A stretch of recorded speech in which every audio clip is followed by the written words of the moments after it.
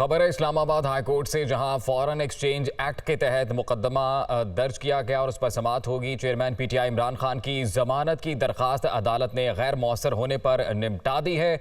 Islamabad high court के chief justice Athar Minallah ने case की समाअत की और इमरान खान की हाजिरी से इस्तिस्ना की दरखास्त मंजूर कर ली गई है। इसी से मुतल्लिक मजीद तफसीलात जानते हैं। आमिर सईद अब्बासी हमारे साथ मौजूद है।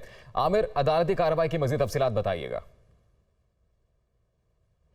जी देखिए, chief justice Islamabad high court justice Athar Minallah ने समाअत की। चेयरमैन तहरीक इंसाफ इमरान खान की जो हिफाजती जमानत की दरखास्त थी FIA की जानिब से, जो ममनुआ फंडिंग केस का मुकदमा दर्ज किया गया था, उस मुकदमे में हिफाजती जमानत की दरखास्त थी। अदालत को ये बताया गया कि इमरान खान गुज़श्ता रोज़ सरेंडर कर चुके हैं FIA की स्पेशल जज सेंट्रल की अदालत में, और वहाँ से उनकी 31 अक्टूबर तक जमानत भी मंजूर हो चुकी है, जिस पर अदालत ने कहा कि जो दूसरा मामला है दायरा इख्तियार का, वो पहले ही दूसरी अदालत में ज़ेर समाअत है, जिसने ट्रायल कोर्ट से रिपोर्ट तलब कर रखी हैं। इस मौके पर एडिशनल अटॉर्नी जनरल ने बताया कि जो इमरान खान से मुतल्लिक ये मुकदमा है, ये गलती से ऑर्डर में स्पेशल जज सेंट्रल लिखा गया था, मेरी तरफ से जो अदालत को बताया गया था, इसको बैंकिंग कोर्ट लिख लिया जाए। तो उस पर अदालत ने अब ये दरख्वास्त गैर मौसर होने पर निपटा दी है और ये कहा है कि इमरान खान के खिलाफ ये जो ममनुआ फंडिंग केस का जो दायरा इख्तियार है अदालत का, कि कौन सी अदालत ने यह मुकदमा ट्रायल करना है या उसमें जमानत से मुतल्लिक फैसला करना है, वो दूसरी अदालत में ज़ेर समाअत है। लिहाजा अब ये दरख्वास्त गैर मौसर हो चुकी है, क्योंकि इमरान खान को पहले ही गुज़श्ता रोज़